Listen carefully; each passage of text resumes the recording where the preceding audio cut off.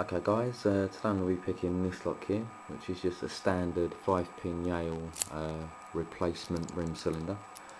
Sort of thing you'd find on most front doors. Just show you the bitting on the key there.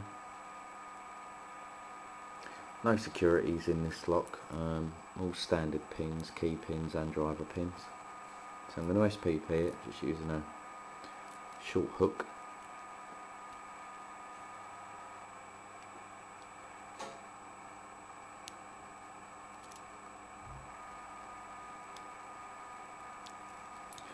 And there we go, that's picked.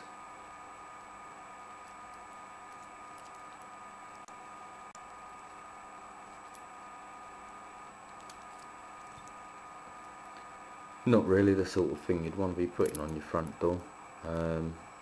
Not very secure. But there we go. 5-pin Yale SPP'd. Thanks for watching. Keep watching, so we'll be posting some more videos soon. Please leave comments and please rate the video. Cheers.